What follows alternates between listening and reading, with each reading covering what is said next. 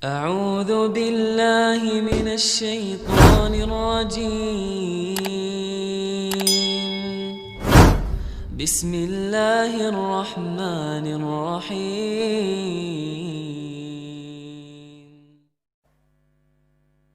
Di antaranya beliau mengatakan mihanuz zamani katsiratun la tanqadi wa sururuha ya'tika kal a'yadi.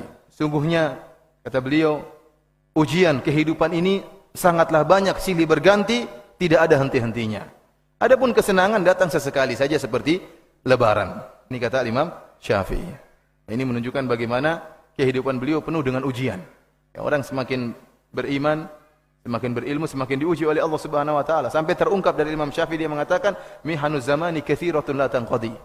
Bahwasanya ujian kehidupan ini terus-menerus tidak berhenti. Sururuha wa sururuha ya'tika kal a'yadi. Adapun kesenangan hanya datang sesekali sebagaimana lebaran. Kemudian para hadirin rahmatillah subhanahu wa ta'ala, kita lihat halaman ke-16 ya.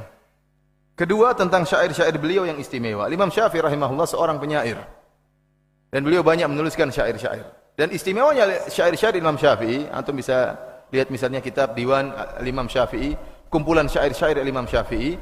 Antum mendapati Imam Syafi'i, dia tatkala menyampaikan syair-syair beliau, bahasanya mudah dipahami dan mengandung makna yang sangat dalam. Seakan-akan beliau sedang membuat peribahasa atau seakan-akan beliau sedang membuat pepatah, ya. Padahal syair tapi maknanya mudah dan maknanya sangat dalam dan berkaitan dengan kehidupan. Berkaitan dengan kehidupan manusia. Itulah ciri khasnya syair-syair al-Imam Syafi'i rahimahullahu taala.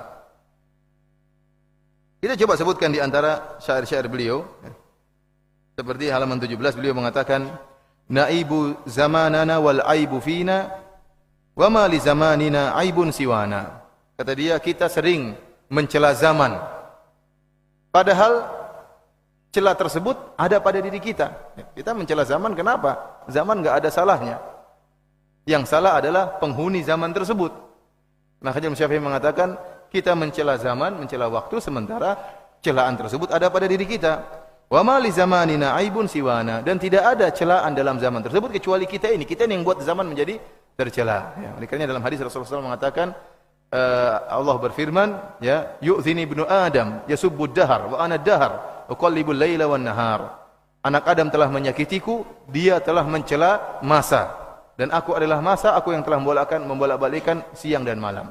Ya, karena masa tidak ada peran dia dalam membuat suatu tercela. Yang menjadikan masa itu tercela adalah penghuni masa tersebut, yaitu manusia itu sendiri.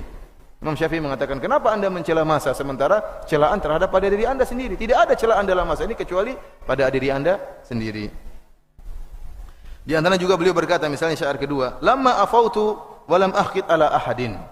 Tatkala aku memaafkan dan aku tidak pernah dengki kepada seorang pun, arahtu nafsi min hammil adawat. Maka saya pun menjadi merilekskan diriku dari segala bentuk kegelisahan yang timbul akibat permusuhan. Orang ingin hidup rileks, ya udah jangan cari musuh. Ingin hidup rileks, tenang, ada orang marah-marah, ya udah dimaafkan, selesai. Tapi kalau antum tidak maafkan, tidur jadi pikiran, ya. Kemudian dongkol, ya. Itu orang kok nggak mati juga.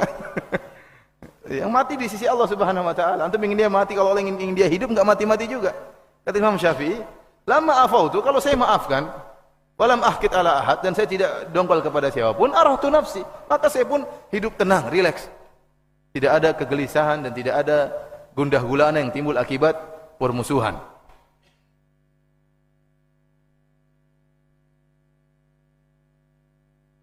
Halaman 18 contohnya, beliau mengatakan, biqadril kaddi tuktasabul ma'ali, wa man talabal ula sahiral layali. Ketinggian diraih berdasarkan ukuran kerja keras. Barang siapa yang ingin meraih puncak, maka dia begadang. Ya, ini beliau berbicara tentang para penuntut ilmu. Ya. Orang kalau ingin mencapai puncak dalam menuntut ilmu, maka dia begadang. Ya. Malamnya dia belajar. Ya. Bukan berarti kemudian belajar malam sampai sholat subuhnya lolos. Ya. Enggak. Artinya dia akan letih dan capek. Ya. Dan keberhasilan berdasarkan usaha. Keberhasilan berdasarkan usaha. Ini kenyataan yang ada. Beliau kemudian mengatakan, "Wa man ramal ula min ghairi kaddin adha'al umr fi talabil muhal." Barang siapa yang ingin mencapai puncak ketinggian tanpa ada usaha, maka dia telah menghabiskan umurnya dalam mencari kemustahilan. Dalam mencari kemustahilan. Tidak mungkin seorang alim menjadi orang alim tanpa berusaha. Mau jadi orang alim cuma tidur, makan tidur, cuma pengajian sore saja, tidak nyatat, tidak mau jadi orang alim. Mustahil. Harus letih dan capek kalau ingin menjadi seorang yang alim. Harus belajar, harus menghafal, harus murojaah, ya. Letih, harus menulis, harus siap disalahkan, harus siap dikomentar, harus siap dikritik.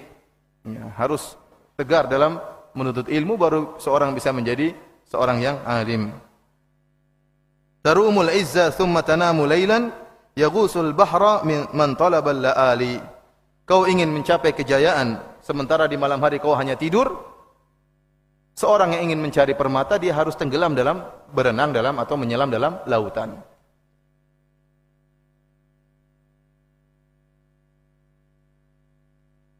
Di antaranya beliau mengatakan, usallimu in arada Allahu amran fa atruk ma uridu lima yurid. Aku menyerahkan diriku jika Allah menghendaki sesuatu, dan aku serahkan apa yang aku kehendaki kepada apa yang Allah kehendaki. Artinya kehendakku di bawah kehendak Allah Subhanahu wa taala. Di antaranya beliau mengatakan, mihanu zamani kathiratun la tanqadhi wa sururuha ya'tika kal a'yadi. Sungguhnya, kata beliau, ujian kehidupan ini sangatlah banyak silih berganti, tidak ada henti-hentinya. Adapun kesenangan datang sesekali saja seperti lebaran. Ini kata Imam Syafi'i. Ini menunjukkan bagaimana kehidupan beliau penuh dengan ujian. Orang semakin beriman, semakin berilmu, semakin diuji oleh Allah Subhanahu wa taala. Sampai terungkap dari Imam Syafi'i, dia mengatakan, mihanu zamani kathiratun la tanqadi. Bahwasanya ujian kehidupan ini terus-menerus tidak berhenti. Sururuha wa sururuha ya'tika kal a'yadi. Adapun kesenangan hanya datang sesekali sebagaimana lebaran. Kemudian para hadirin rahmati oleh Subhanahu wa taala, di antara keistimewaan Imam Syafi'i rahimahullah,